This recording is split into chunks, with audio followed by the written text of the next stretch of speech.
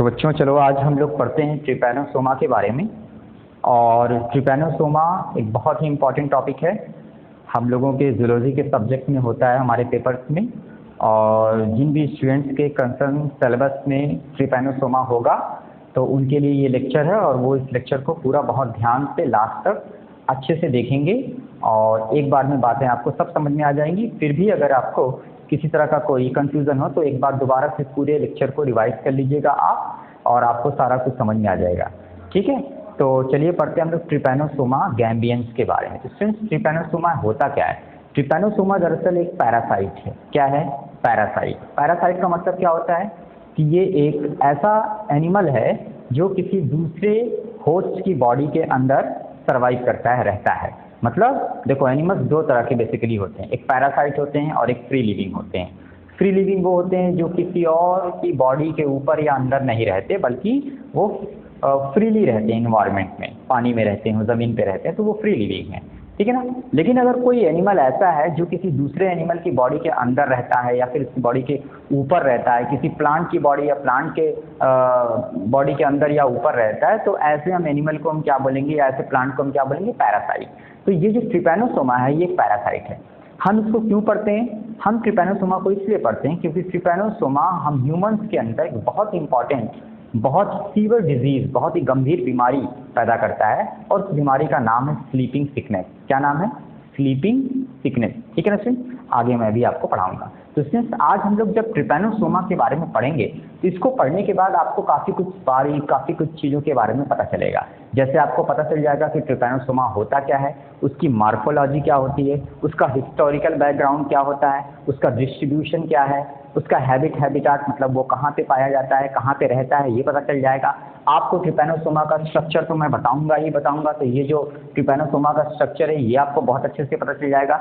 इसके अलावा आपको जो है ट्रिपैनोसोमा का जो लाइफ साइकिल, जो सबसे इंपॉर्टेंट टॉपिक है, जो एग्जाम्स में अक्सर पूछा जाता है, वो भी मैं आज इस लेक्चर में आपको बताऊंगा। यानी कि पूरा ट्रिपैनोसोमा जो टॉपिक है वो आज मैं इस लेक्चर में कवर करूंगा। तो इसलिए आप बहुत ध्यान से इस पूरे लेक्चर को सुनेंगे, और उसके बाद आपको इस लेक्चर की जो पीडीएफ नोट्स है वो भी प्रोवाइड कर दी जाएगी। तो आप उस पीडीएफ नोट को देखकर अपनी कॉपी में, अपनी जो नोटबुक है उसमें उसको राइट डाउन कर लेंगे, लिख लेंगे।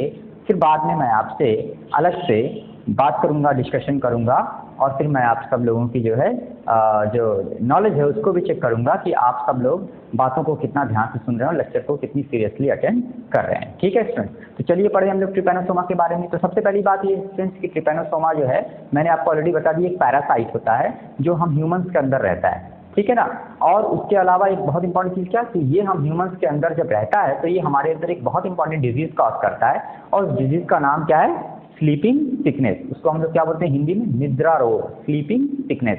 तो आपको याद होगा ना, स्लीपिंग सिकनेस कौन कॉज करेगा? ट्रिपैनोसोमा। यहाँ देखो इसमें लिखा हुआ है ट्रिपैनोसोमा गैम्बियंस। तो गैम्बियंस इसकी एक स्पीसीज का नाम है। ठीक है ना। ट्रिपैनोसोमा जीनस है, गैम्बियंस क्या है? स्पीसीज है। तो ये सबसे कॉमन जो स्पीसीज ट्रिपैनोसोमा की है वो यही है, ट्रिपैनोसोमा गैम्बियंस। तो सबसे ज़्यादा जो पढ़ा लिखा गया, जो स्टडी किया गया है, वो जो बुक में, हमारी बुक्स में सबसे ज़्यादा जो जिस स्पीसीज पे फोकस करके ट्रिपैनोसोमा का डिस्क्राइब किया गया ट्रिपैनोसोमा को, वो ट्रिपैनोसोमा गैम्बियंस ही है। तो हम लोग जब ट्रिपैनोसोमा पढ़ते हैं तो हम लोग ट्रिपैनोसोमा गैम्बियंस को दरअसल अपने माइंड में जो है बनाकर चीज़ों को पढ़ते हैं। ट्रिपैनोसोमा गैम्बियंस को हम पढ़ते हैं। ठीक है ना। इसके अलावा जो ट्रिपैनोसोमा की और भी कोई स्पीसीज है तो उसके बारे में उतना ज़्यादा डिस्क्रिप्शन नहीं है। तो ट्रिपैनोसोमा या फिर ट्रिपैनोसोमा गैम्बियंस, ठीक है ना, इसको हम मेनली जो है मानकर पढ़ाई करते हैं अपनी। ठीक है। स्टूडेंट, सबसे पहले अगर हिस्टोरिकल बैकग्राउंड मैं आपको एक मिनट में बता दूं तो इसका जो हिस्टोरिकल बैकग्राउंड, यानी ट्रिपैनोसोमा को कब डिस्कवर किया गया, इसको फिर कैसे रिलेट किया गया कि ये स्लीपिंग सिकनेस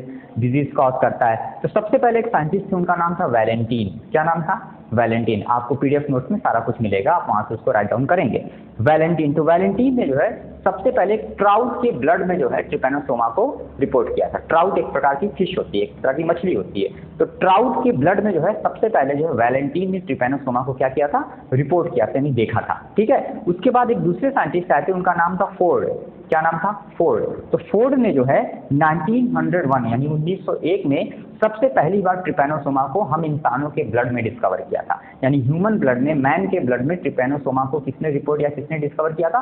फोर्ड ने डिस्कवर किया था 1901 में, 1901 में। उसके बाद एक डटन नाम के साइंटिस्ट आए थे, DUTTON, डटन। तो डटन ने जो है 1902 यानी 1902 में जो है, जो फोर्ड ने जो अपनी बात कही कि ट्रिपैनोसोमा इंसान के ब्लड में पाया जाता है, डिस्कवर किया, तो उसको डटन ने जो है दोबारा से कंफर्म किया। तो डटन ने क्या किया, फोर्ड की ही डिस्कवरी को कंफर्म कर दिया। फिर स्टूडेंट्स आगे चलकर एक और साइंटिस्ट आए थे, उनका नाम था कैस्टेलानी। और कैस्टेलानी ने जो है रिपोर्ट किया था ट्रिपैनोसोमा को कहाँ पर, हम इंसानों के अंदर हमारे सेरिब्रोस्पाइनल फ्लूइड में। कहाँ पर, सेरिब्रोस्पाइनल फ्लूइड। क्या होता है सेरिब्रोस्पाइनल फ्लूइड?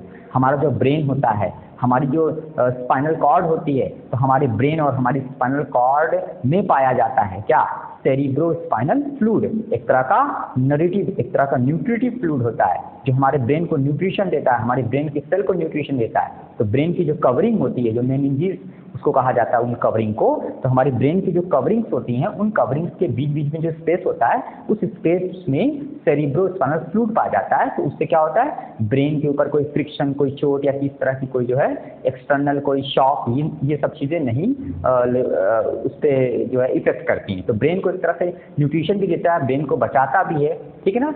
तो ये काम किसका है, सेरिब्रोस्पाइनल फ्लूइड का होता है। तो सेरिब्रोस्पाइनल फ्लूइड जो है वो बहुत इंपॉर्टेंट रोल अदा करता है। ये हमारे नर्वस सिस्टम, हमारे ब्रेन और स्पाइनल कॉर्ड में पाया जाता है। तो ये जो साइंटिस्ट थे कैस्टेलानी, इन्होंने जो है ट्रिपैनोसोमा को हमारे सेरिब्रोस्पाइनल फ्लूइड में सबसे पहले रिपोर्ट किया था। उसके बाद दो और साइंटिस्ट आए थे, एक का नाम था ब्रूस और एक का नाम था नेबेरो।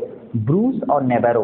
तो ब्रूस और नेबेरो ने जो है ट्रिपैनोसोमा को बताया कि ये हम इंसानों में स्लीपिंग सिकनेस नाम की डिजीज कॉज करता है। तो इंसानों में स्लीपिंग सिकनेस नाम की डिजीज जो है वो कौन कॉज करता है, ट्रिपैनोसोमा गैम्बियंस। तो इस बात को सबसे पहले किस साइंटिस्ट ने डिस्कवर किया, किस साइंटिस्ट को ये बात पता लगी, ब्रूस और नेबेरो को पता लगी, ठीक है ना स्टूडेंट। उसके बाद लास्ट में जो है ब्रूस ने ही एक और बात बताई कि जो ट्रिपैनोसोमा है ये हम इंसानों में आता कैसे है, तो उसका ट्रांसमिशन कैसे होता है, यानी उसका संचरण कैसे होता है, कैसे ट्रिपैनोसोमा इंसान की बॉडी में इंटर करता है। तो ये बात भी किसने बताई, ब्रूस ने। उन्होंने कहा कि ट्रिपैनोसोमा का जो ट्रांसमिशन होता है वो सीसी फ्लाई से होता है। किससे होता है, सीसी फ्लाई, ठीक है ना। सीसी फ्लाई क्या है, सीसी फ्लाई एक तरह का इंसेक्ट है, एक तरह की मक्खी है, आप समझ ले, ठीक है ना। वो जब इंसानों को काटती है, इंसानों का खून चूसने के लिए वो ब्लड सक करती है हम इंसानों का, वो जो मक्खी होती है।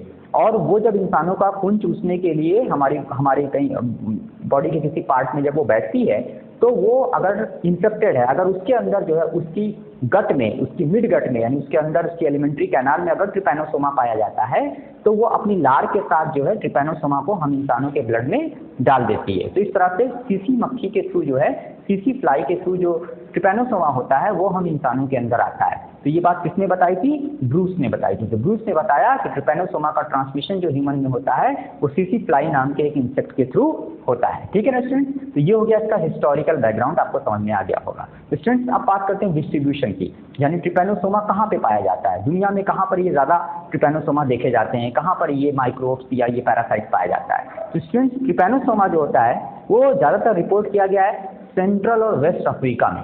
कहाँ पर, सेंट्रल और वेस्ट अफ्रीका में, ठीक है ना। इसके अलावा स्टूडेंट्स जो ट्रिपैनोसोमा है वो नाइजीरिया में, कॉन्गो में, सेंट्रल अमेरिका में, ये सब कुछ कंट्री हैं, नाइजीरिया, कॉन्गो, सेंट्रल अमेरिका, और उससे पहले मैंने आपको बताया क्या, सेंट्रल और वेस्ट अफ्रीका। तो ये जो कुछ देश हैं दुनिया के, यहीं पर जो है ट्रिपैनोसोमा पाया जाता है। इन देशों में इसकी उपस्थिति, इसकी प्रेजेंस ज़्यादा है, ठीक है ना। और इन देशों में जो नदी हैं, जो कीचड़ वाले इलाके, नदियों के किनारे का जो दलदल वाला इलाका होता है, वहाँ पर सीसी फ्लाई ज़्यादा पाई जाती है। इसलिए वहाँ पर जो है जो लोग रहते हैं उनको इन्फेक्शन का ज़्यादा चांस होता है, ज़्यादा उनको जो है इन्फेक्शन का चांस होता है। तो आपको समझ में आ गया ना। तो बेसिकली इसका डिस्ट्रीब्यूशन आपको याद रखना है क्या, Central and West Africa, Nigeria, Congo, Central America, ये सब कुछ दुनिया के देश हैं। यहीं पर जो है ट्रिपैनोसोमा गैम्बियंस और इसका ट्रांसमिशन करने वाली सीसी फ्लाई जो है वो पाई जाती है, ठीक है स्टूडेंट। इंडिया में इसकी ये कम रिपोर्ट होता है, हमारे देश में इसकी रिपोर्टिंग कम है। अब उसमें बात करते हैं हैबिटेट की। हैबिटेट का मतलब कि ट्रिपैनोसोमा जो होता है वो हम इंसानों के अंदर या फिर कहाँ पर रहता है। तो ट्रिपैनोसोमा हम इंसानों के ब्लड में रहता है। कहाँ पर रहता है, ब्लड में। ये पैरासाइट है ना, तो ये हम ह्यूमंस के अंदर हमारे ब्लड में रहता है, हमारे लिम्फ में रहता है, लिम्फ नोड में रहता है, स्प्लीन में रहता है, हमारे ब्रेन और हमारे स्पाइनल कॉर्ड के सेरिब्रोस्पाइनल फ्लूइड में रहता है। समझ आ गया? यानी इंसानों के अंदर ये हमारे खून में होता है, हमारी लसिका में होता है, हमारी जो लसिका गांठें होती हैं, लिम्फ नोड्स होती हैं, उनमें होता है। जो हमारा प्लीहा नाम का एक ऑर्गन होता है जिसको स्प्लीन कहा जाता है, आपको पता होगा, ठीक है ना, उसमें ये पाया जाता है। और ये हमारे ब्रेन का जो सेरिब्रोस्पाइनल फ्लूइड होता है, जो तरल होता है, ठीक है ना, जो पोषक पदार्थ होता है ब्रेन का, उसमें भी पाया जाता है। और जब ये हमारे ब्रेन के सेरेब्रोस्पाइनल फ्लूइड में पहुंच जाता है, तब उस कंडीशन में इंसान की जो सिचुएशन होती है वो बहुत ज़्यादा गंभीर हो जाती है और फिर अल्टीमेटली इंसान कोमा में चला जाता है और लास्ट में उसकी मौत हो जाती है। उस डिजीज़ को ही हम क्या बोलते हैं? स्लीपिंग सिकनेस बोलते हैं। उसी डिजीज़ को हम क्या बोलेंगे? स्लीपिंग सिकनेस बोलेंगे। ठीक है, तो आपको ये समझ में आ गया होगा। अब उसके बाद स्टूडेंट्स हम लोग बात करते हैं क्या कि देखो ये जो ट्रिपैनोसोमा होता है इसके दो होस्ट हैं। कितने होस्ट हैं? दो। इसके दो होस्ट हैं। पहला होस्ट जो है वो कौन है? वो है ह्यूमन, इंसान। और जो दूसरा होस्ट है वो कौन है? वो है सीसी फ्लाई। ठीक है ना, यानी ट्रिपैनोसोमा एक डाईजेनेटिक पैरासाइट है। कैसा पैरासाइट है? डाईजेनेटिक पैरासाइट है। इसके दो होस्ट होते हैं। इसका जो प्राइमरी होस्ट होता है वो ह्यूमन होता है और जो इसका सेकेंडरी होस्ट होता है वो कौन होता है? वो होता है सीसी फ्लाई।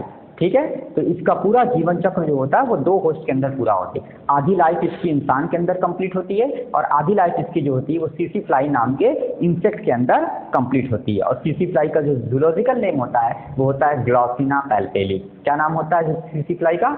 ग्लॉसिना पैल्पेलिस। तो आपको याद हो जाएगा सीसी फ्लाई का जो जूलॉजिकल नेम है, साइंटिफिक नेम है, वो क्या है? ग्लॉसिना पैल्पेलिस है। ठीक है स्टूडेंट्स, और सीसी फ्लाई हम इंसानों का ब्लड सक करती है। ठीक है स्टूडेंट्स, अब हम लोग क्या बात करेंगे? अब हम लोग बात करेंगे ये जो ट्रिपैनोसोमा है, इस ट्रिपैनोसोमा का स्ट्रक्चर कैसा है। यानी हम लोग ट्रिपैनोसोमा का स्ट्रक्चर देखेंगे कि ये कैसा लग रहा है, ये देखने में कैसा लग रहा है, लंबा लग रहा है, पतला लग रहा है, दोनों सिरों पर नुकीला लग रहा है, इसमें कुछ फ्लैजेला भी निकला हुआ है, अंदर एक न्यूक्लियस है। तो इन सारी चीज़ों के बारे में हम पढ़ लेते हैं। उसके बाद फिर आगे हम ट्रिपैनोसोमा की कुछ फिजियोलॉजी भी आपको पढ़ाएंगे, फिर लास्ट में आपको हम उसकी लाइफ साइकिल भी पढ़ा देंगे। ठीक है ना स्टूडेंट? तो सबसे पहले हम लोग इसका स्ट्रक्चर देखते हैं। इसमें जब हम इसका स्ट्रक्चर देखेंगे तो यहाँ पर देखो ट्रिपैनोसोमा ये आपको दिख रहा है, ये कैसा है? ये लॉन्ग है, सिलेंडर है, यानी लंबा है और पतला है। लॉन्ग मतलब लंबा, सिलेंडर मतलब पतला है। ये दोनों साइड में कैसा है? नुकीला है, यानी इसके जो दोनों टर्मिनल पोर्शन है वो कैसे? पॉइंटेड है। ठीक है ना, तो ये नीचे से भी ऊपर से भी दोनों साइड से कैसा है? नुकीला है। इसके अंदर एक बड़ा सा न्यूक्लियस है। ठीक है ना, यहाँ पर ये जो पॉइंट देख रहे हो इसको बोलते हैं बेसल ग्रेन्यूल। क्या बोलते हैं? Basal granule. इस जगह से एक फ्लैजेला निकलता है। क्या निकलता है? फ्लैजेला। देखो ये फ्लैजेला है। ठीक है, ये फ्लैजेला है, ये फ्लैजेला है। और ये फ्लैजेला इस एक छोर पे जाने के बाद थोड़े टाइम के लिए फ्री हो जाता है। ठीक है ना, तो बेसल ग्रेन्यूल नाम के स्ट्रक्चर से फ्लैजेला का एक सिंगल फ्लैजेला, इसके ट्रिपैनोसोमा में कितना फ्लैजेला पाया जाता है? एक सिंगल फ्लैजेला पाया जाता है। बेसल ग्रेन्यूल के नीचे ये जो स्ट्रक्चर इसको बोलते हैं काइनेटोप्लास्ट। क्या बोलते हैं? काइनेटोप्लास्ट। इसमें बेटा डीएनए पाया जाता है। इसमें क्या पाया जाता है काइनेटोप्लास्ट के अंदर? एक्स्ट्रा न्यूक्लियर डीएनए पाया जाता है। जैसे बैक्टीरिया में क्या होता है? एक्स्ट्रा न्यूक्लियर डीएनए होता है प्लाज्मिक, उसी तरह से यहाँ पर भी एक्स्ट्रा न्यूक्लियर डीएनए होता है। कहाँ पर? काइनेटोप्लास्ट के अंदर। और काइनेटोप्लास्ट का कुछ थोड़ा सा रिलेशन जो है लोकोमोशन से भी है, यानी कि इसके चलने फिरने से भी इस स्ट्रक्चर का रिलेशन होता है। ठीक है ना स्टूडेंट, ये आपको समझ में आ गया। अब उसके बाद यहाँ पर एक बड़ा सा न्यूक्लियस है। न्यूक्लियस के अंदर न्यूक्लियोलस है। न्यूक्लियस में क्रोमेटिन मटेरियल यानी इसका डीएनए पाया जाता है। मेन डीएनए जो है वो पाया जाता है। ये सब रिजर्व फूड मटेरियल है इसके, यानी संचित भोजन है इसका। ठीक है ना, यहाँ पर इसकी जो बाउंड्री है, ये जो ब्लैक कलर की इसकी बाउंड्री है पूरी ना, इस बाउंड्री को हम क्या बोलते हैं? पेलिकल बोलते हैं। क्या बोलते हैं? पेलिकल। पेलिकल नाम की बाउंड्री जो होती है वो माइक्रोट्यूब्यूल्स नाम के स्ट्रक्चर से मिलकर बनी होती है। किससे? माइक्रोट्यूब्यूल्स। तो ये माइक्रोट्यूब्यूल्स नाम के स्ट्रक्चर से, बेसिकली प्रोटीन से मिलकर बनी होती है। इसका जो साइटोप्लाज्म होता है उसके दो पार्ट होते हैं। एक थोड़ा बाहर वाला पोर्शन उसको एक्टोप्लाज्म कहते हैं और दूसरा थोड़ा अंदर वाला पोर्शन उसको क्या बोलते हैं? एंडोप्लाज्म कहते हैं। तो एक्टोप्लाज्म और एंडोप्लाज्म। देखो एक्टोप्लाज्म और एंडोप्लाज्म पाया जा रहा है। इससे थोड़ा सा अगर तुमने प्रोटोजोआ का भी पढ़ा हो तुमको आइडिया लग गया होगा कि ट्रिपैनोसोमा किस फाइलम का एनिमल है? प्रोटोजोआ का। प्रोटोजोआ फाइलम का एनिमल, माइक्रो ऑर्गेनिज्म है, प्रोटोजोआ फाइलम का एनिमल है। ठीक है ना स्टूडेंट, तो यहाँ पर एक्टोप्लाज्म और एंडोप्लाज्म दोनों चीजें पाई जा रही हैं। एक्टोप्लाज्म जो पाया जा रहा है वो कहाँ है? वो पेलिकल के ठीक नीचे का थोड़ा सा भाग होता है। और जो बीच का भाग है ये जहाँ पर सारा कुछ अंदर है रखा हुआ है, न्यूक्लियस है, रिजर्व फूड मटेरियल है, ये जो पोर्शन है ये क्या है? एंडोप्लाज्म कहलाता है। तो बेसिकली एक्टो और एंडो दोनों मिला के साइटोप्लाज्म के दो भाग हो गए। मुख्य भाग कौन सा है? एंडोप्लाज्म, जिसमें उसके सारे स्ट्रक्चर अंदर पाए जाते हैं। ठीक है ना, अब यहाँ पे बच्चों एक और इंपॉर्टेंट चीज देखो, यहाँ लिखा हुआ है क्या? Undulating membrane. ये जो अंडुलेटिंग मेम्ब्रेन है ये क्या है? ये दरअसल जो पेलिकल होता है ना, यही पेलिकल जो है इसकी बॉडी में एक साइड में थोड़ा सा ज्यादा फोल्ड होकर एक स्ट्रक्चर बना लेता है। पेलिकल इसकी बॉडी में, ये जो पेलिकल इसकी बाउंड्री है ठीक है ना। यही इसकी बॉडी में एक तरफ थोड़ा क्या होता है, इरेगुलर फोल्ड बना लेती है, थोड़ा सा इरेगुलर शेप का एक फोल्ड बना लेती है, और इस फोल्ड को ही हम क्या बोलते हैं, इसी को हम बोलते हैं अंडुलेटिंग मेम्ब्रेन। इसका काम क्या है, ये जो है इस ट्रिपेनोसोमा को विस्कस इन्वायरमेंट में लोकोमोशन करने में हेल्प करता है। विस्कस मतलब गाढ़ा, तो विस्कस इन्वायरमेंट मतलब मैंने आपको क्या बताया कि ट्रिपेनोसोमा इंसान में कहाँ रहता है, हम इंसानों की बॉडी में ट्रिपेनोसोमा हमारे ब्लड में रहता है, लिम्फ में रहता है, लिम्फ नोड्स में होता है, स्प्लीन में होता है, सेरिब्रोस्पाइनल फ्लूइड में होता है। ये सब जो स्थान है ना, ये सब जो चीज़ें हैं ये बहुत गाढ़ी होती हैं, आपको पता नहीं, सब गाढ़ी चीज़ें हैं, गाढ़ा है ये काफ़ी ज़्यादा ना, काफ़ी कंसंट्रेट है, तो इसी को विस्कस कहते हैं। तो विस्कस फ्लूइड में ये रहता है बेसिकली हमारे बॉडी के अंदर, इसलिए अंडुलेटिंग मेम्ब्रेन की मदद से ये थोड़ा बहुत क्या करते हैं, लोकोमोशन कर पाते हैं। तो लोग अंडुलेटिंग मेम्ब्रेन आपको समझ में आ गया होगा कि ये जो है ये पेलिकल की ही एक तरह की क्या है, फोल्ड है, पेलिकल से बनी हुई एक साइड में बनी हुई कुछ इरेगुलर शेप की फोल्ड्स होती हैं जो कि लोकोमोटिव स्ट्रक्चर की होती हैं। इनका रिलेशन लोकोमोशन से होता है विस्कस इन्वायरमेंट में, यानी कि ब्लड में। विस्कस मतलब ब्लड, ठीक है, या फिर लिम्फ या फिर सेरिब्रोस्पाइनल फ्लूइड, ये सब गाढ़े हैं, विस्कस है। ठीक है बच्चों, तो ये आपको क्या समझ में आएगा, ये पूरा इसका स्ट्रक्चर हो गया इसका ट्रिपेनोसोमा का। ठीक है ना, तो सारी बातें यहाँ पे जो लिखी हुई है आपको पता चल गया। थोड़ा सा ये जो फ्लैजेला है ये भी लोकोमोशन में काम करता है, लेकिन फ्लैजेला यहाँ से निकला हुआ है, ठीक है ना, फ्लैजेला यहाँ से निकला हुआ है, और ये इसकी जो अंडुलेटिंग मेम्ब्रेन और पेलिकल है उसी से जुड़ा रहता है, और लास्ट में दूसरे छोर पे जाने के बाद ये फ्री हो जाता है। तो ये हो गया इसका क्या स्ट्रक्चर, किसका, ट्रिपेनोसोमा का। ठीक है ना। अगर हम इसकी शेप साइज की बात करें तो देखो बेटा, देखने में ये कैसा लग रहा है, ये देखने में अगर इसको देखोगे तो ये देखने में हंसिए की तरह लग रहा है। हंसिया जो होता है ना, जिसको हम इंग्लिश में क्या बोलते हैं, सिकल बोलते हैं। क्या बोलते हैं, सिकल। तो ये सिकल शेप है, कैसा है, सिकल शेप। ये सिकल शेप्ड है, सिलेंडर है, इलांगेटेड है, इसका कोई रंग नहीं होता, ये कलरलेस होता है, यानी ये पूरी तरह से पारदर्शी होता है, कलरलेस होता है, माइक्रोस्कोपिक होता है और चपटा होता है। माइक्रोस्कोपिक मतलब ये हमारी आंखों से हमको दिखता नहीं, इसको देखने के लिए हमें माइक्रोस्कोप लगाना पड़ेगा, क्योंकि फाइलम प्रोटोजोआ के एनिमल जो होते हैं अक्सर वो माइक्रोस्कोपिक ही होते हैं, वो हमारी आंखों से दिखते नहीं है। ठीक है ना, तो ये माइक्रोस्कोपिक भी होता है, इसको देखने के लिए हमें माइक्रोस्कोप की ज़रूरत पड़ती है। और इसके दोनों छोर होते हैं वो टेपरिंग होते हैं, टेपरिंग मतलब पॉइंटेड होते हैं, नुकीले होते हैं, इधर से भी नुकीला है उधर से भी नुकीला है, दोनों साइड से कैसा है, टेपरिंग है, यानी कि नुकीला है। ठीक है ना स्टूडेंट्स, आपको समझ में आ गया।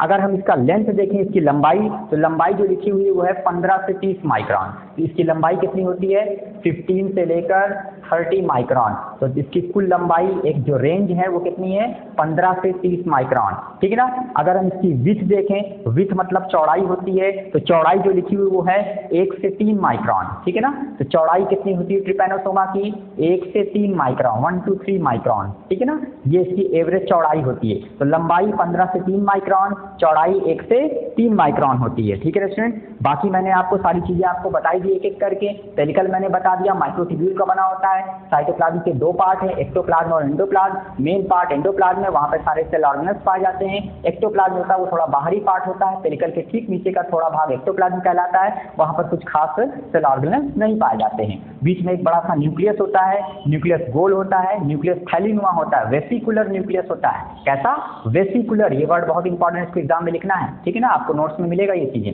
वेसिकुलर होता है, इसके अंदर क्रोमेटिन पाया जाता है, यानी कि क्रोमोसोम या डीएनए पाया जाता है। ठीक है ना स्टूडेंट, अंदर एक न्यूक्लियोलस भी पाया जाता है। ठीक है, यहाँ पर साइटोप्लाज्म में क्या होता है, यानी साइटोप्लाज्म मतलब एंडोप्लाज्म में रिजर्व फूड मटेरियल पाया जाता है। एक जगह पे नीचे की तरफ एक स्ट्रक्चर होता है जिसको बेसल ग्रेन्यूल कहते हैं, जिससे फ्लैजेला डेवलप होता है, एक सिंगल फ्लैजेला निकलता है। बेसल ग्रेन्यूल के ठीक नीचे यानी और थोड़ा पोस्टीरियर साइड में एक और स्ट्रक्चर होता है जिसको काइनेटोप्लास्ट कहते हैं। काइनेटोप्लास्ट जो होता है इसके अंदर एक्स्ट्रा न्यूक्लियर डीएनए पाया जाता है। ठीक है ना, यहाँ पर जो है इसमें भी डीएनए पाया जाता है और इसका रिलेशन लोकोमोशन से भी होता है। एक साइड में बॉडी के चारों तरफ पेलिकल होती है, मैंने बता ही दिया। अंडुलेटिंग मेम्ब्रेन मैंने बताया कि अंडुलेटिंग मेम्ब्रेन पेलिकल की ही फोल्डिंग होती है, पेलिकल से ही अंडुलेटिंग मेम्ब्रेन का निर्माण होता है, उसका फॉर्मेशन होता है एक साइड में। ठीक है ना, तो पेलिकल से अंडुलेटिंग मेम्ब्रेन बनती है और अंडुलेटिंग मेम्ब्रेन विस्कस इन्वायरमेंट में, यानी हमारे ब्लड में, हमारे लिम्फ में, हमारे लिम्फ नोड्स में, हमारे सेरिब्रोस्पाइनल फ्लूइड में इस ट्रिपेनोसोमा को लोकोमोशन करने में हेल्प करता है। कौन, अंडुलेटिंग मेम्ब्रेन। ठीक है ना स्टूडेंट, तो चलो अब आगे पढ़ते हैं और अब थोड़ा सा और जानते हैं। देखो स्टूडेंट, अगर हम जो है एक और चीज़ पढ़ते हैं, ट्रिपेनोसोमा की कुछ फॉर्म्स होती हैं। फॉर्म्स का मतलब क्या होता है, उसको हम बोल सकते हैं पॉलीमार्फिक फॉर्म्स। पॉलीमार्फिक फॉर्म ये क्या होता है, देखो भाई, पूरी लाइफ साइकिल के दौरान ट्रिपेनोसोमा हमेशा एक जैसा नहीं होता। पूरी लाइफ साइकिल के दौरान ट्रिपैनोसोमा का जो शेप होता है वो हमेशा एक जैसा, हमेशा वो ऐसा नहीं लगता लंबा, ठीक है ना। वो कभी कभी क्या होता है, बहुत छोटा हो जाता है, कभी कभी उसके फ्लैजिला ही गायब हो जाते हैं, कभी कभी वो काफ़ी छोटा हो जाता है, शॉर्ट हो जाता है, फ्लैजिला गायब हो जाते हैं, अंडुलेटिंग मेम्ब्रेन गायब हो जाती है। तो उसकी पूरी लाइफ साइकिल के दौरान जो ये ट्रिपैनोसोमा है वो कई तरह के शेप में जो है होता है। तो वो बेसिकली जो है 4 तरह का उसका फॉर्म होती है, 4 तरह के स्वरूप उसमें पाए जाते हैं। जो पहला जो शेप है उसको बोलते हैं लीशमानियल फॉर्म। क्या बोलते हैं? लीशमानियल फॉर्म। आपको याद हो गया, आप रफ लेके बैठे होंगे तो आप उसको लिख लेंगे, लीशमानियल फॉर्म। ये जो लीशमानियल फॉर्म होती है इसको अमस्टिगोट फॉर्म भी कहा जाता है, ठीक है ना। तो मैं यहाँ पे लिख देता हूँ। तो पहला जो मैंने आपको बताया वो क्या बताया, लीशमानियल फॉर्म, ठीक है ना। Number 1 LEISHMANIAL। ये लीशमानियल फॉर्म में जब होता है तो इसका एक और नाम है अमस्टिगोट, AMASTIGOTE, अमस्टिगोट फॉर्म। इस फॉर्म में ये बहुत छोटा होता है, गोल होता है और इसके अंदर फ्लैजिला और अंडुलेटिंग मेम्ब्रेन नहीं पाया जाता है। समझ में आ गया। दूसरी फॉर्म जो इसकी लाइफ साइकिल में साइंटिस्टों को दिखाई देती है उस फॉर्म को कहा जाता है लेप्टोमोनाड फॉर्म। क्या बोलते हैं?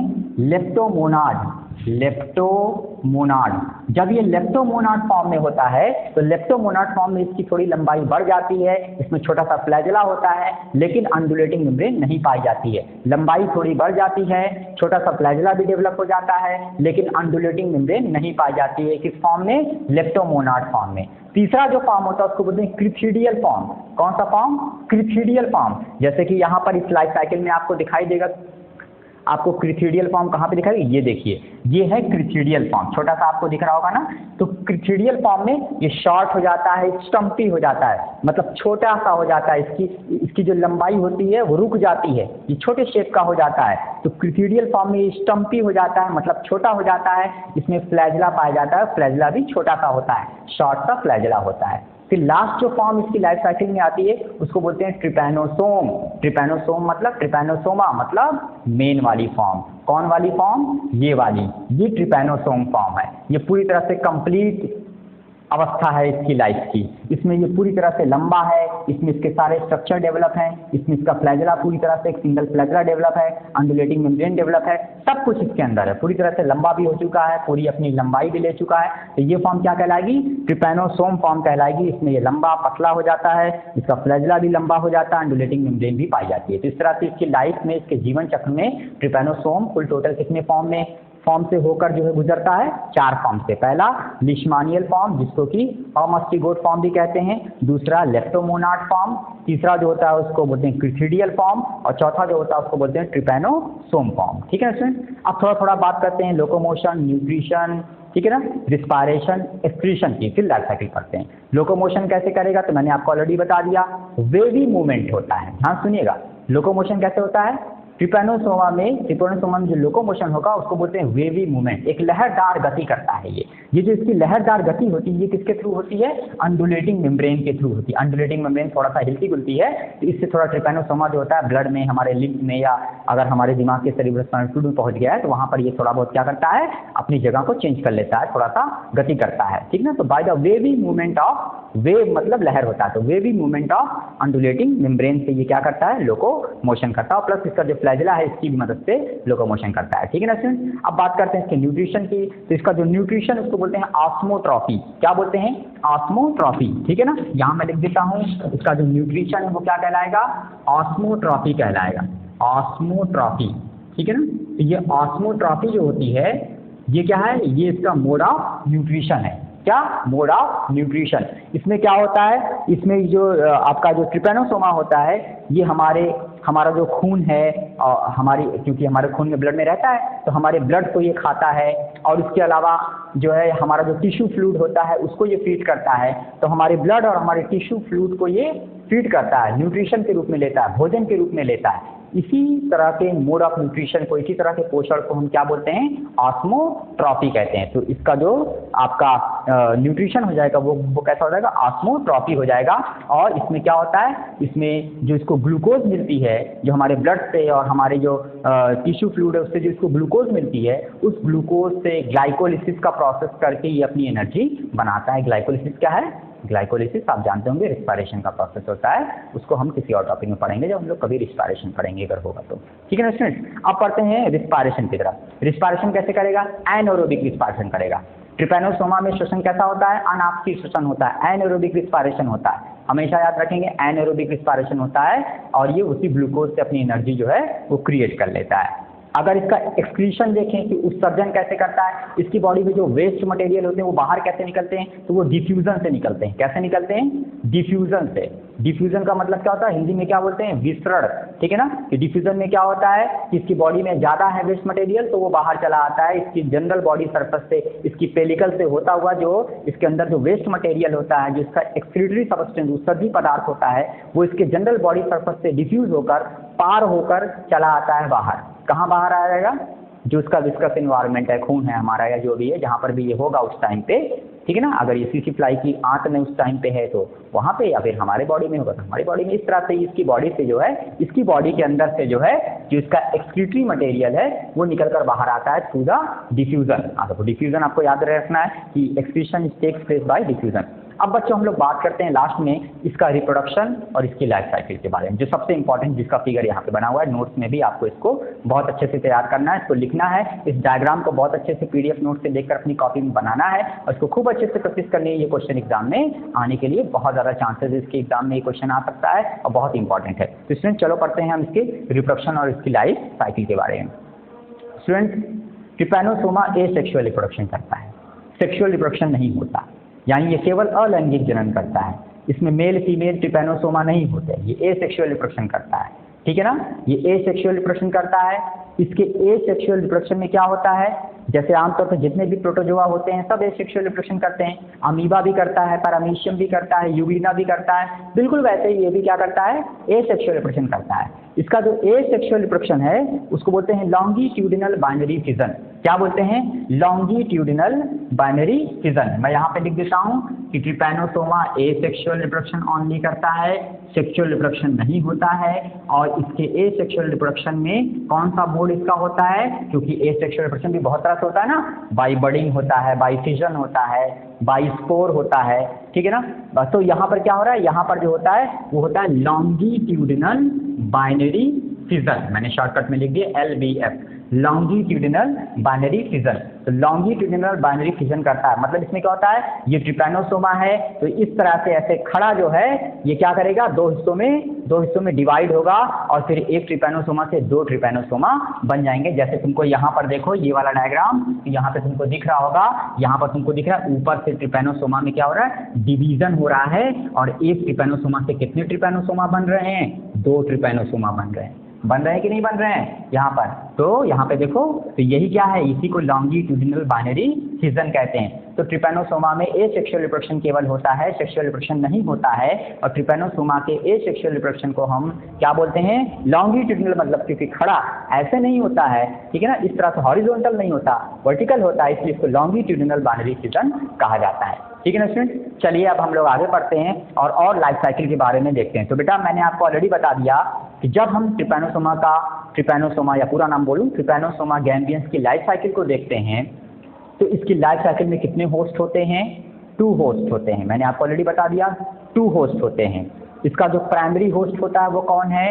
वो होता है कोई वर्टिब्रेट। वर्टिब्रेट मतलब कोई कशेरुकी, मतलब मैन, बेसिकली मैन की बात करते हैं, ह्यूमन। यहाँ पर इनके कहने का मतलब क्या है? मैन। तो इसका जो प्राइमरी होस्ट होता है वो मैन होता है, यानी वर्टिब्रेट एनिमल होता है, यानी मैन होता है। और जो इसका सेकेंडरी होस्ट होता है वो कोई इनवर्टिब्रेट होता है, और वो कौन होता है? मैंने आपको बता दिया था शुरू में ही, सीसी फ्लाई इसको कहते हैं। क्या बोलते हैं? CC fly. कैसे लिखा जाता है सीसी फ्लाई? तो सीसी फ्लाई ऐसे लिखा जाएगा TSE, इसमें टी को नहीं पढ़ते हैं, इसको बोलेंगे सीसी फ्लाई। क्या बोलते हैं? CC fly. ठीक है स्टूडेंट, तो सीसी फ्लाई आपको समझ आ गया। सीसी फ्लाई इसका सेकेंडरी होस्ट होता है और प्राइमरी होस्ट कौन होता है? मैन होता है। ठीक है स्टूडेंट, ठीक है। अब आगे बढ़ते हैं और आगे अब देखते हैं ये कि अब हम इसके लाइफ साइकिल में देखते हैं आगे क्या होता है बच्चों। तो देखो, क्योंकि इसकी लाइफ साइकिल में 2 होस्ट हैं, मैन प्राइमरी होस्ट है और सेकेंडरी होस्ट कौन है? सीसी फ्लाई है। तो सबसे पहले हम देखते हैं कि जो इसकी लाइफ साइकिल का वो वाला पार्ट जो मैन के अंदर होता है, यानी इंसान के अंदर इसके जीवन चक्र का जो हिस्सा होता है उसकी स्टडी करें। तो बच्चों कोई सीसी फ्लाई जिसके अंदर पहले से ट्रिपैनोसोमा मौजूद होता है, ऐसी कोई सीसी फ्लाई अगर किसी इंसान को काटेगी, किसी ह्यूमन को बाइट करेगी उसका खून चूसने के लिए, तो इस तरह से उस सीसी फ्लाई के अंदर से ट्रिपैनोसोमा जो है वो उसकी सलाइवा के साथ यानी उसकी लार के साथ जो है, जिसके माउथ में बनती है, उसकी लार के साथ जो है सीसी फ्लाई के लार के साथ उसके अंदर मौजूद जो ट्रिपैनोसोमा होगा वो हम इंसानों के अंदर या उस इंसान के अंदर चला जाएगा जब ट्रिपैनोसोमा उस इंसान को काटेगी उसका खून चूसने के लिए। अब जब इंसान के अंदर जब ये ट्रिपैनोसोमा पहुंच जाएगा तो अब उस इंसान के ब्लड में पहुंचेगा, ब्लड में सबसे पहले पहुंचेगा, और जैसे ही उस इंसान के ब्लड में पहुंचेगा अब उस इंसान को एक फीवर आएगा, और उस फीवर को, उस बुखार को हम बोलेंगे गैम्बिया फीवर। क्या बोलेंगे student? Gambia fever, GAMBIA, Gambia fever. तो गैम्बिया फीवर जो होता है वो सीसी फ्लाई के इंसान को काटने के बाद चढ़ता है इंसान को। जब सीसी फ्लाई जब ट्रिपैनोसोम जो है सीसी फ्लाई के अंदर से इंसान के अंदर चला आता है और उसके ब्लड में आ जाता है, तब इंसान को जो फीवर चढ़ेगा उसको गैम्बिया फीवर कहते हैं। फिर आगे चलकर ये ब्लड से और आगे बढ़ता है ट्रिपैनोसोमा और हमारी बॉडी में, और आखिर में अंत में ये पहुंच जाता है कहाँ पर? हमारे ब्रेन के सेरिब्रोस्पाइनल फ्लूइड में, यानी हमारे ब्रेन का जो न्यूट्रिटिव फ्लूइड है, जो हमारे ब्रेन को नरिशमेंट देता है, बहुत इंपॉर्टेंट चीज है वो, उस द्रव में, उस जो है एक तरह के लिक्विड में जो है ये पहुंच जाता है। कौन? ट्रिपैनोसोम। और जब ये अल्टीमेटली हमारे सेरिब्रोस्पाइनल फ्लूइड में पहुंच जाता है तो इस तरह से एक लिथार्जिक कंडीशन क्रिएट होती है। लिथार्जिक कंडीशन का मतलब जानलेवा दशा। उस इंसान के लिए ये एक जानलेवा दशा है। लिथार्जिक, लीथल मतलब जान लेने वाला, जानलेवा, उसको लीथल बोलते हैं इंग्लिश में, ठीक है। तो लिथार्जिक कंडीशन क्रिएट हो जाएगी और अल्टीमेटली वो इंसान जो उसका ब्रेन डेड हो जाएगा, वो इंसान कोमा में चला जाएगा, और कोमा में जाने के बाद लास्ट में अंत में उसकी क्या हो जाएगी? डेथ हो जाएगी। तो ये जो डिजीज उस इंसान को हुई, उस डिजीज को हम क्या बोलेंगे? स्लीपिंग सिकनेस बोलेंगे, या फिर हम उस डिजीज को क्या बोलेंगे? हम उस डिजीज को बोलेंगे ट्रिपैनोसोमिएसिस। क्या बोलेंगे? ट्रिपैनोसोमिएसिस। उसका सही नाम, मेडिकल नेम क्या है? ट्रिपैनोसोमिएसिस। कॉमन नेम क्या है?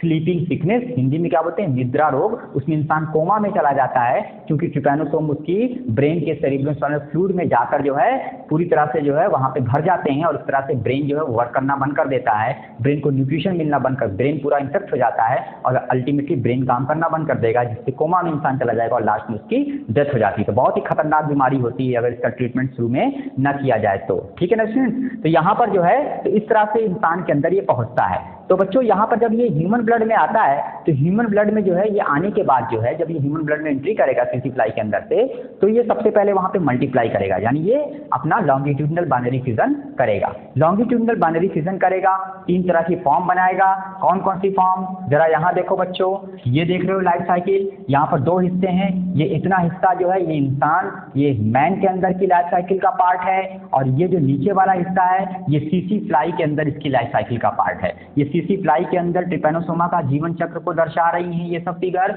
और ये सारे फिगर जो है वो इंसान के अंदर ट्रिपैनोसोमा के जीवन चक्र को दर्शा रही हैं, ठीक है ना। तो अभी देखते हैं, यहाँ से देखना चालू करो इस पहले फिगर से। ये वो फिगर है, ये वो स्टेज है जो इंसान के अंदर एंट्री करती है, ठीक है ना। इस स्टेज को हम क्या बोलते हैं? मेटासाइक्लिक फॉर्म। क्या बोलते हैं? मेटासाइक्लिक फॉर्म। यानी ट्रिपैनोसोम जब काटता है, जब सीसी फ्लाई इंसान को काटेगा तो उसकी लार के साथ मेटासाइक्लिक फॉर्म में ट्रिपैनोसोम जो होता है, जो ट्रिपैनोसोम मेटासाइक्लिक फॉर्म में होते हैं वो इंसान के अंदर आ जाते हैं उसकी लार के साथ हमारे ब्लड में। हमारे ब्लड में आने के बाद ये किस में चेंज हो जाता है? थोड़ा लंबा हो जाता है, और ये कौन सी फॉर्म में आ जाता है?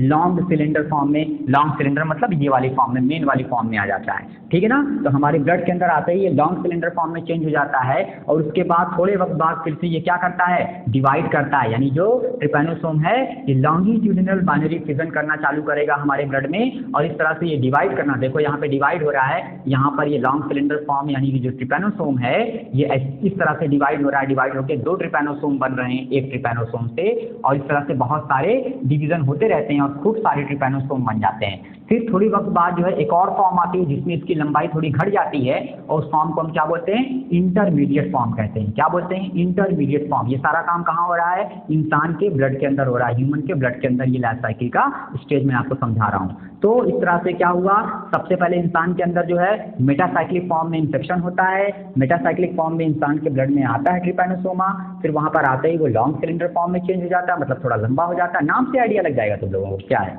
उसके बाद केवल लेंथ लंबाई की घट रही है, ठीक है ना, बॉडी की लंबाई घट रही है, फ्लैजेला ये सब चीज़ें घट रही है जो मैंने ऑलरेडी आपको बताया। उसके बाद फिर आगे चलकर फिर ये लॉन्ग सिलेंडर फॉर्म में है, ये फिर यहाँ पे लॉन्गिट्यूडनल बाइनरी फिजन करता है, फिर अल्टीमेटली ये थोड़ा साइज में छोटा होता है आगे चलकर, फिर ये इंटरमीडिएट फॉर्म कहलाता है, और फिर ये और छोटा होता है और ये शॉर्ट स्टम्पी फॉर्म में चेंज हो जाता है। ये जो शॉर्ट स्टम्पी फॉर्म होती है आप जान रहे हो, इसमें ये काफ़ी शॉर्ट हो चुका है, फ्लैजेला भी इसका बहुत छोटा हो चुका है, दिख ही नहीं रहा है, बहुत छोटा सा फ्लैजेला है। शॉर्ट स्टम्पी फॉर्म में आने के बाद अब ये जो स्टेज है ना ट्रिपैनोसोमा की, इस स्टेज में ये सीसी फ्लाई के अंदर जाएगा। मतलब जब अब फिर से कोई ऐसी सीसी फ्लाई जिसको कोई डिजीज नहीं है पहले से, उसके अंदर ट्रिपैनोसोम नहीं है, अगर वो ऐसे इंसान को काटे जिसके ब्लड में ट्रिपैनोसोम है, मान लो मेरे अंदर है, तो मुझे अगर कोई हेल्दी सीसी फ्लाई काटेगी तो इस तरह से क्या होगा, मेरे ब्लड में जो शॉर्ट स्टम्पी फॉर्म वाले स्टेज में जो भी ट्रिपैनोसोम होंगे, जो छोटे साइज के होंगे, यानी इस तरह के होंगे जैसे यहाँ डायग्राम बना है, तो इस तरह से अब सीसी फ्लाई जब काटेगी हमको, तो इस तरह से वो हमारे ब्लड को जब चूसेगी खाने के लिए, लेने के लिए, इस तरह से हमारे ब्लड के साथ हमारे ब्लड में मौजूद शॉर्ट स्टम्पी फॉर्म में जो मौजूद ट्रिपैनोसोम्स है वो उसके अंदर चले जाएंगे। किसके अंदर? सीसी फ्लाई के अंदर। और जब सीसी फ्लाई के अंदर चले जाएंगे तो उसके बाद वहाँ पे जाने के बाद शॉर्ट स्टम्पी फॉर्म क्या करेगा, चेंज होगा और फिर से अपनी लंबाई बढ़ाएगा और फिर से लॉन्ग सिलेंडर फॉर्म में चेंज हो जाएगा। लॉन्ग सिलेंडर फॉर्म मतलब अपने असली फॉर्म में आ गया, अपने असली जो है शेप में आ गया, पूरी तरह से कंप्लीट जो है डेवलप स्टेज में आ गया। वो कौन से?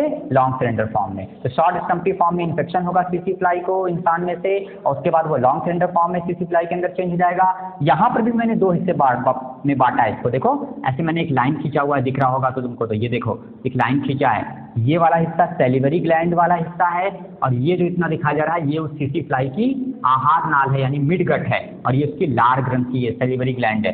तो शॉर्ट स्टम्पी फॉर्म उसके आहार नाले मिड गट में आएगी, वहाँ पे वो लॉन्ग सिलेंडर फॉर्म में चेंज हो जाएगी, और उसके बाद लॉन्ग सिलेंडर फॉर्म में चेंज होने के बाद अब क्या होगा, लॉन्ग सिलेंडर फॉर्म में अब जब आ जाएगा ट्रिपैनोसोम तो उसके अंदर फिर से क्या होगा, लॉन्गिट्यूडनल बाइनरी फिजन आपको दिख रहा होगा यहाँ पर, वो फिर से डिवाइड करना चालू करेगा, मल्टीप्लाई होगा, यानी उसके अंदर लॉन्गिट्यूडनल बाइनरी फिजन होगा। और लॉन्गिट्यूडनल बाइनरी फिजन हो जाने के बाद अब आगे चलकर फिर जो है वो चेंज होगा और छोटा हो जाएगा, बहुत छोटा हो जाएगा, और अब उसको बोलेंगे क्रिथिडियल फॉर्म। क्या बोलेंगे? क्रिथिडियल फॉर्म।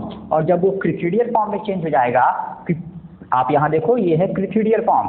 क्रिथिडियल फॉर्म मतलब काफ़ी छोटा हो गया है, फ्लैजेला भी छोटा हो गया है, ठीक है ना। और फिर ये जो क्रिथिडियल फॉर्म है ये डिवाइड करेगी। देखो क्रिथिडियल फॉर्म फिर से डिवाइड कर रही है, यहाँ पर फिर से लॉन्गिट्यूडनल बाइनरी फिजन हो रहा है, ठीक है। और क्रिथिडियल फॉर्म में लॉन्गिट्यूडनल बाइनरी फिजन हो रहा है, जिसके बाद आगे जो स्टेज बन रही है, आगे जो ट्रिपैनोसोम बन रहे हैं इनके लॉन्गिट्यूडनल बाइनरी फिजन से, उनको बोलते हैं मेटासाइक्लिक फॉर्म। क्या बोलते हैं? मेटा, छोटे छोटे साइज के ही होते हैं, मेटासाइक्लिक फॉर्म, ठीक है। तो क्रिथिडियल फॉर्म में जब बाइनरी फिजन होता है तो मेटासाइक्लिक फॉर्म बनती है, और मेटासाइक्लिक फॉर्म जो होती है, इसी मेटासाइक्लिक फॉर्म में ये, अब देखो ये इतना काम कहाँ हो रहा है, सैलिवरी ग्लैंड में हो रहा है, ठीक है ना। यानी क्रिथिडियल फॉर्म सैलिवरी ग्लैंड में बनती है, क्रिथिडियल फॉर्म डिवाइड करती है लॉन्गिट्यूडनल बाइनरी फिजन से और बनाती है स्मॉल मेटासाइक्लिक फॉर्म, ये भी सैलिवरी ग्लैंड में बन रही है।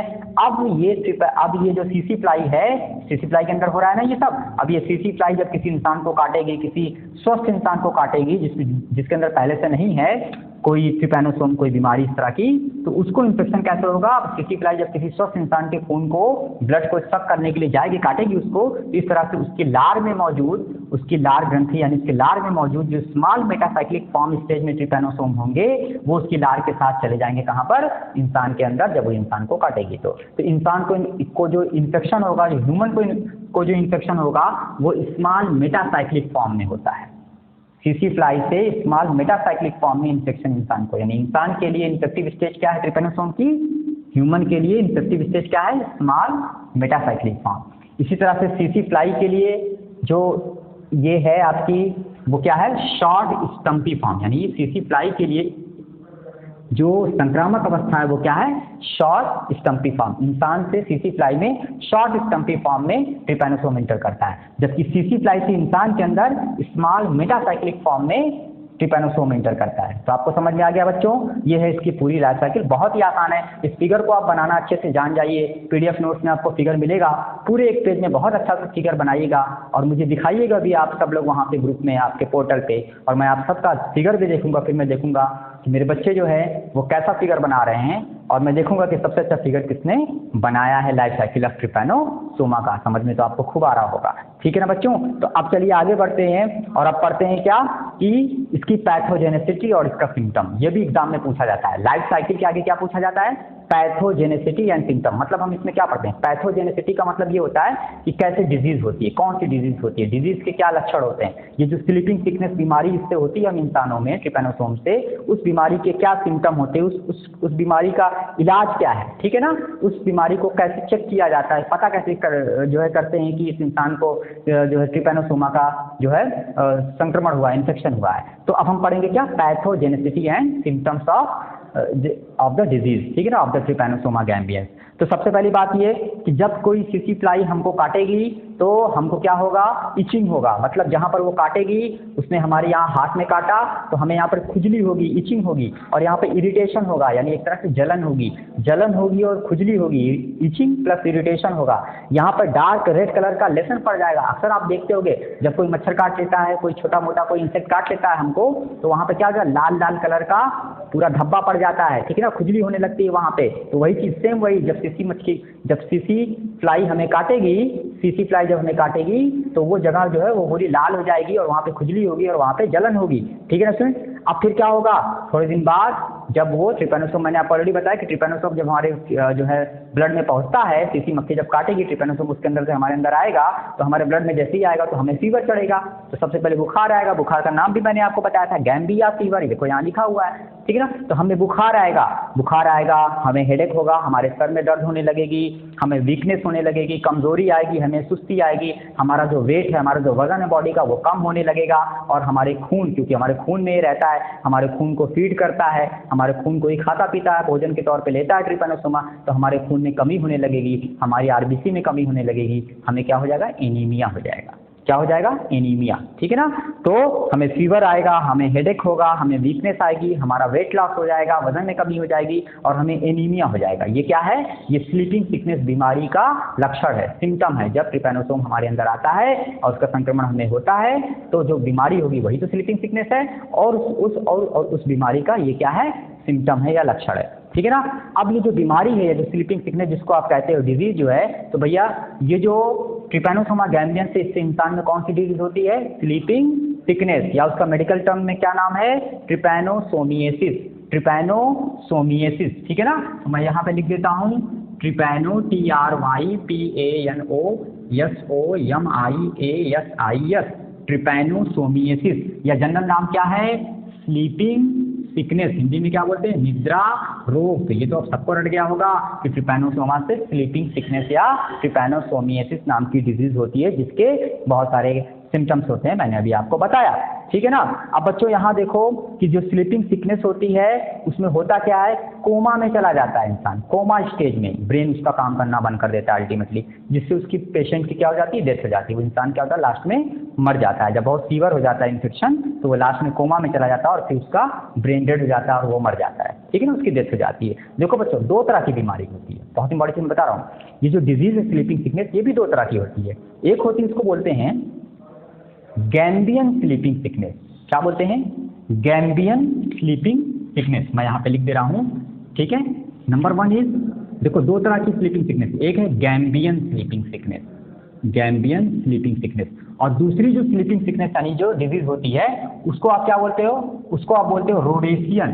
क्या बोलते हो? Rhodesian, RHODESIAN, sleeping sickness. तो दो तरह की स्लीपिंग सिकनेस इंसान में होती है, एक गैम्बियन स्लीपिंग सिकनेस, एक रोडेशियन स्लीपिंग सिकनेस। देखो फर्क क्या है दोनों में? दोनों ये जो दोनों डिजीज है, ये दोनों डिजीज होती है ट्रिपैनोसोमा गैम्बियन से ही होती है। बस फर्क क्या है? फर्क जो है वो किसका आता है? जो सेकेंडरी होस्ट है, सीसी फ्लाई। सीसी फ्लाई का मैंने एकदम शुरू में आपको, इस लेक्चर के शुरू में आपको उसका मैंने साइंटिफिक नेम बताया था, याद है आपको? ग्लॉसिना पैल्पेलिस, ठीक है ना। एक और सीसी फ्लाई होती है, वो थोड़ी सी उसकी दूसरी स्पीशीज है, उसका नाम है ग्लॉसिना मॉर्सिटेंस, ग्लोसिना मॉर्सिटेंस। तो दो तरह की सीसी फ्लाई की स्पीसीज है, एक तो ग्लोसिना पैल्पेलिस सबसे कॉमन वाली है, और एक दूसरी एक और होती है सीसी फ्लाई, उसको बोलते हैं ग्लोसिना मॉर्सिटेंस। तो भाई अगर सीसी फ्लाई जो है वो ग्लोसिना पैल्पेलिस स्पीसीज थी तो फिर जो डिजीज होगी स्लीपिंग सिकनेस वो होगी गैम्बियन स्लीपिंग सिकनेस। और अगर सीसी फ्लाई जो थी वो कौन सी स्पीसीज थी, वो थी ग्लोसिना मार्सिटेंस या ग्लोसिना मॉर्सिटेंस। तो जो डिजीज होगी स्लीपिंग सिकनेस वो कौन सी होगी, रोडेशियन स्लीपिंग सिकनेस। यानी कि गैम्बियन स्लीपिंग सिकनेस में जो सीसी फ्लाई होती है वो ग्लोसिना पैल्पेलिस होती है, और रोडेशियन स्लीपिंग सिकनेस में जो सीसी फ्लाई की स्पीसीज होती है वो कौन सी होती है, ग्लोसिना मॉर्सिटेंस होती है।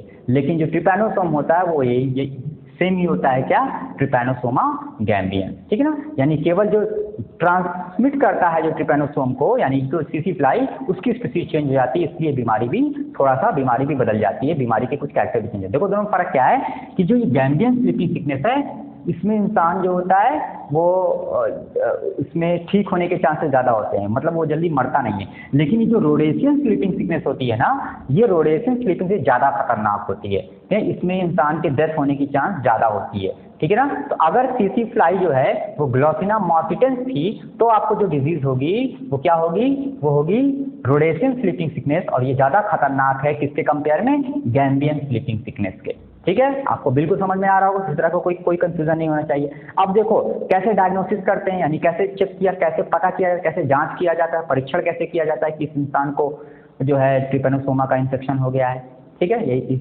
इस इंसान को सीसी फ्लाई ने काटा और उसको ट्रिपैनोसोमा का इन्फेक्शन हो गया है। तो परीक्षण करने के लिए हम क्या करते हैं, हम इंसान का जो पेरिफेरल ब्लड होता है, पेरिफेरल मतलब चारों तरफ जो बहता है हमारे बॉडी में ब्लड, कहीं से भी ब्लड को निकाल के उसको चेक किया जाता है। जो टेस्ट जो लैब होती हैं वहाँ पे डॉक्टर्स क्या करते हैं, जो पैथोलॉजिस्ट होते हैं वो हमारे ब्लड का, हमारे पेरिफेरल ब्लड का को एग्जामिन करते हैं, उसको चेक करते हैं, और चेक करके वो उसमें देखते हैं ट्रिपैनोसोम है कि नहीं है। तो इस तरह से वो कंफर्म कर देते हैं कि आप पॉजिटिव हैं या फिर आप निगेटिव हैं, आपको जो है स्लीपिंग सिकनेस है कि नहीं, आपके अंदर ट्रिपैनोसोम है कि फिर नहीं है। और फिर हमारे ब्रेन का जो सेरिब्रोस्पाइनल फ्लूइड होता है उसको भी एग्जामिन किया जाता है। तो हमारे पेरिफेरल ब्लड और हमारे सेरिब्रोस्पाइनल फ्लूइड को एग्जामिन करके, यानी इसका परीक्षण करके हम जो है डिजीज को डायग्नोज करते हैं, पता करते हैं कि हमें जो है स्लीपिंग सिकनेस बीमारी हो सकती है या फिर नहीं हो सकती है, हमारे अंदर ट्रिपैनोसोम का इन्फेक्शन है या फिर नहीं है, ठीक है। ट्रीटमेंट कैसे होगा, तो देखो आर्सेनिक एक कंपाउंड होता है, केमिस्ट्री में पढ़ते हो, और एंटीमनी भी एक क्या है, केमिस्ट्री में पढ़ते हो, एक तरह का केमिकल है। तो ये जो आर्सेनिक और एंटीमनी है इन दोनों का कंपाउंड, यानी इन दोनों को मिलाकर दवा बनाई जाती है। तो आर्सेनिक और एंटीमनी कंपाउंड से स्लीपिंग सिकनेस डिजीज का इलाज किया जाता है। लेकिन अब इसका इलाज जो है वो इनसे ना करके किससे किया जाता है, कुछ और लेटेस्ट दवाएं आ गई, मॉडर्न दवाएं। एक का नाम है बेयर 205, क्या नाम है, बेयर 205, यहाँ मैं लिख देता हूँ BAYER 205। एक तो ये क्या हो गई, दवा हो गई, मेडिसिन का नाम हो गया, और एक और मेडिसिन है और उसका नाम क्या है, पेंटामिडीन। क्या नाम है, PENTAMIDINE, पेंटामिडीन। तो बेयर 205 और पेंटामिडीन ये दो क्या है, ये दोनों दवाएं, ड्रग्स हैं जो यूज की जाती हैं कि स्लीपिंग सिकनेस डिजीज को ठीक करने के लिए। इंसान को अगर ट्रिपैनोसोमा का इन्फेक्शन है तो उसको ट्रिपैनोसोमियासिस डिजीज हो गई, तो अब इस डिजीज का ट्रीटमेंट किन दवाओं से किया जाएगा, बेयर 205 से और पेंटामिडीन से। लेकिन जब बहुत इंसान गंभीर हो जाता है, बहुत सीरियस हो जाता है, तब हम लोग आर्सेनिक और एंटीमनी कंपाउंड को ही दवा के रूप में देते हैं अभी भी। तो आर्सेनिक और एंटीमनी कंपाउंड को सबसे लास्ट में दिया जाता है जब इंसान जो है इन दवाओं से ठीक नहीं होता, बेयर 205 या पेंटामिडीन से, तो लास्ट में उसको आर्सेनिक और एंटीमनी का एंटीमनी कंपाउंड की ड्रग्स जो वो उनको दी जाती है, ठीक है ना। लास्ट में स्टूडेंट प्रिवेंशन कैसे करते हैं, प्रिवेंशन मतलब बचाव, इसको हम लोग और क्या बोलते हैं, प्रोफाइलेक्सिस। क्या बोलते हैं, प्रोफाइलेक्सिस। प्रिवेंशन या प्रोफाइलेक्सिस मतलब हम इस बीमारी से कैसे बचें। तो इस बीमारी से बचना है, सबसे आसान तरीका ये होगा कि हम अपने आसपास सीसी फ्लाई को पैदा ना होने दें, हम अपने आसपास साफ सफाई रखें, हमारे आसपास कीचड़ ना हो, पानी ना हो, क्योंकि सीसी फ्लाई जो होती है वो ऐसे एरिया में ज़्यादा ग्रो करती है, ठीक है ना। तो सीसी फ्लाई अगर है तो हमें उसका इरेडिकेशन करना पड़ेगा। इरेडिकेशन मतलब उसको पूरी तरह से ख़त्म करना पड़ेगा, उसको जड़ से नष्ट कर देना पड़ेगा। उसके लिए हमें क्या करना पड़ेगा, छिड़काव करना पड़ेगा। किस चीज़ का छिड़काव करेंगे, हम कोई भी इंसेक्टिसाइड छिड़केंगे, जैसे हम डाइक्लोरोडाइफेन ट्राइक्लोरोइथेन यानी DDT का छिड़काव कर लेंगे, BST का छिड़काव कर लेंगे, ये सब कीटनाशक होते हैं ना।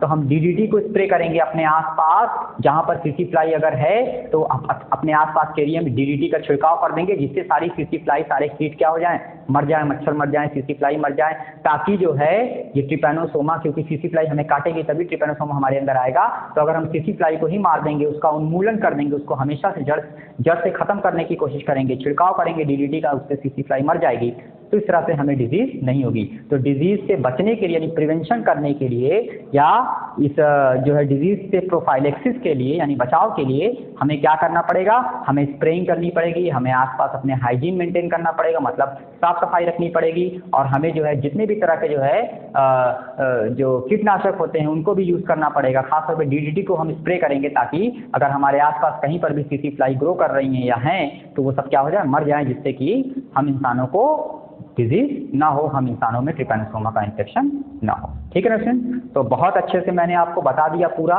कि ट्रिपैनोसोमा क्या होता है, पूरा शुरू से एकदम उसके हैबिट स्ट्रक्चर, उसका सारा जितनी फिजियोलॉजी और उसका रिप्रोडक्शन, उसकी लाइफ साइकिल, उसकी जो पैथोजेनेसिटी है, उसका सिम्टम क्या है, डिजीज़ क्या है, डिजीज़ को इलाज कैसे किया जाएगा, मेडिसिन कौन सी होगी, बचाव कैसे होगा, पूरा मैंने आपको बता दिया बहुत अच्छे से।